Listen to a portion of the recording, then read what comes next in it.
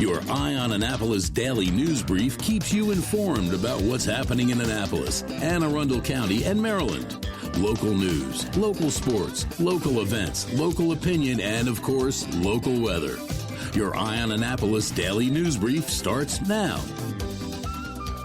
Good morning. It's Monday, October 26th, 2020. This is John Frenaye, and this is your Eye on Annapolis daily news brief. Welcome to the week. I hope you had a fantastic weekend. The weather was a little bit iffy. Pretty decent on Saturday, so-so on Sunday. I ended up going to a disappointing Navy game. More on that a little bit later. And actually yesterday I got to celebrate my son's birthday up in Catonsville, and I learned something new. I learned that pho, the Vietnamese food, is actually pronounced pho. Who knew? All right, well, it is Monday, so let's get right into it. A TikTok video went viral over the weekend, and it showed the Anne Arundel County Police forcibly removing a suspect from a vehicle down in South County. According to the video, the police asked the passenger for his ID. He declined, and when he declined, they pulled him out. That was half of the story. The other half of the story came from the Anne Arundel County Police, who said that this happened back on October 19th in the middle of the afternoon. The car was stopped for speeding, and they did identify the passenger as a suspect who had 2 active arrest warrants on file. They advised the suspect that he was under arrest. They asked him to exit the vehicle. He did not. They asked him again. He did not. Ultimately, he refused to get out of the vehicle, and he was forcibly removed. He was charged with resisting arrest and served with the 2 warrants, held on a no bond status, and the police did note that he made no complaint of any injury during that course of the arrest. So, as with most things, there are at least 2 sides to every story. All right, in 1 hour from now, or at 7 a.m. on October 26th, depending on when you're listening to this, early voting starts in Anne Arundel County, actually across Maryland, and it goes through 8 p.m. on November 2nd. The hours are 7 a.m. to 8 p.m. daily, October 26th through November 2nd, including Saturday and Sunday, so you can go and vote in person early. There are 7 voting locations in Anne Arundel County: Arundel High School, Crofton Middle School, North County High School, Northeast High School, the Pip Moyer Rec Center, Severna Park High School, and South River High School. Of course, there are the drop boxes throughout the county, 32 of them. They are open 24/7 through November 3rd at 8 p.m. You can go up there anytime and drop your ballot in if you have your ballot. If you do mail your ballot, it must be mailed by November 3rd, and I would take it to a post office and not risk one of the blue mailboxes on the corner, your mailbox at the end of your driveway, or if you have a common apartment or a condominium type mailbox. I would not trust those. No matter what you do, make sure that you vote. If you're not registered to vote, you still can do that actually at the physical polling places, both during early voting and during Election Day. Just bring your proper Maryland identification, which could be a driver's license or ID card, and proof of residency. Paycheck, bank statement, utility bill, that type of thing that has your name and address on it. You want to be able to marry the 2 documents. The election judges will determine your eligibility to vote, and you can actually vote the same day and register to vote. So, once again, get out and vote. All right, the Board of Education is holding a virtual public hearing to discuss the school's reopening plan. This goes on at 5 p.m. Wednesday night, October 28th. And it is limited to 100 speakers who will each be allotted 2 minutes. If you want to sign up, you're going to have to go to aacps.org at 7 p.m. tonight. They will have a link on the front page. That will be a registration link to sign up to speak. That will be open until it reaches capacity, or 9 a.m. on Wednesday morning. Now, I am a little bit confused on this thing. The Board of Education has already adopted a plan to return to school. So I am a bit confused as to why the public input is still being solicited. But apparently there are going to be 100 people speaking for 2 minutes apiece, starting at 5 p.m. on Wednesday. And speaking of schools, this is kind of disconcerting here, but Dorchester County has closed all their schools and reverted back to distance learning amid a spike in coronavirus cases. According to the health officer, the spike has not been connected to any specific event or an outbreak in any particular part of the county and has affected people across all age groups. The current flavor of the day as far as measurement goes is the number of new cases per 100,000 population during the last 7 days. That's what people like to see now. Dorchester is at 36.2 0.24 per 100,000 population. To give you a comparison, the state is at 10.3 and Anne Arundel County is at 10.4. The 121st playing of the Army-Navy game will be played at West Point on Saturday, December 12th at 3 p.m. This was announced on Friday afternoon. They are moving the game from Philadelphia due to the city's attendance limits, which would not allow the brigade and the Corps of Cadets to attend. This is the first time that the Army-Navy game has been played at a home site since World War II. Annapolis hosted the game in 1942, and West Point hosted it in 1943. Obviously, this will give the Black Knights a tremendous home field advantage. It does not appear that fans will be allowed at the game other than the Corps of Cadets and the Brigade of Midshipmen, but that has not been finally determined yet. And according to Lieutenant General Darrell Williams, who is the superintendent of the U.S. Military Academy, hosting the Army-Navy game on West Point will be the safest way for the cadets and midshipmen to cheer their teams to victory. The game next year, hopefully if coronavirus is beat, will be happening up in New York at MetLife Stadium in 2021. That is the 20th anniversary of the 9/11 attacks on the United States. In 2022, it does return back into Philadelphia at Lincoln Financial Field. Beyond that, it has not been determined. I imagine that will be going to the highest bidder throughout the country, and you may see the Army-Navy game from that point on sort of travel around to different cities throughout the country. And speaking of Navy football, Saturday, October 24th, Navy football 21, University of Houston football 37. We'll just leave it at that. And finally, back in 2009, Jared Littman from K&B True Value Hardware started a new program where customers could donate a little bit of money and he would match it up to $5,000 to give to local schools. Since that time, they have donated a whopping $34,448 to local schools. This year he started it again, but he changed it up a little bit. He solicited Bay Ridge Wine and Spirits to offer a $5,000 match, as well as Severn Bank to make a $5,000 match. And boy, the three companies and the customers came through.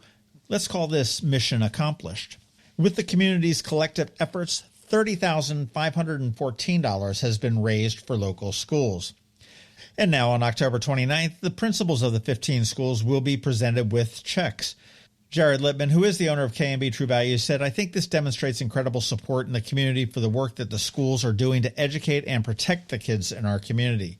The teams at K&B True Value, Bay Ridge Wine and Spirits, and Severn Bank thank our customers and our schools for their parts in making this such a successful program." Congratulations to the schools and kudos to K&B True Value, Bay Ridge Wine and Spirits, and Severn Bank, all three great community partners that we are very lucky to have in our community. All right, that does wrap it up for us today. Please make sure you're checking out eyeonannapolis.net throughout the day because we're going to be updating these stories and more. If you are someplace you can leave us a rating or a review, please do that. And please make sure all your friends, family, and colleagues know how to get a hold of the Daily News Brief. Other than that, you need to hang tight. We have George Young with your local DCMDV weather forecast coming up in just a minute. And because it is Monday, we also have Anne Arundel with CovingtonAlsina with your Money Monday report.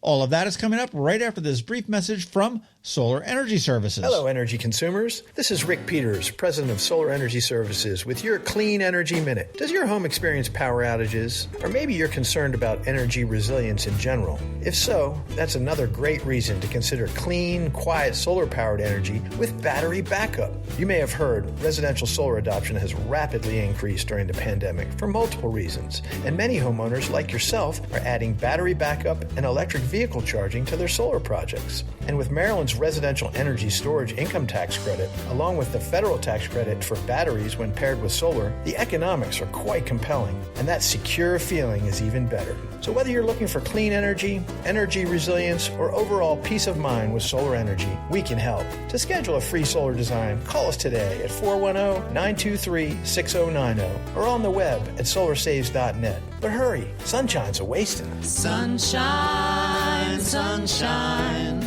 nothing else can make me feel so fine. When you live near Annapolis, you know how fickle the weather can be. So you need a truly local forecast that's accurate and reliable. Forecast right here in Annapolis. DCMDV Weather is not just for today, but for the rest of the week and the weekend too. Now here's George Young of DCMDV Weather with the weather outlook for today and beyond.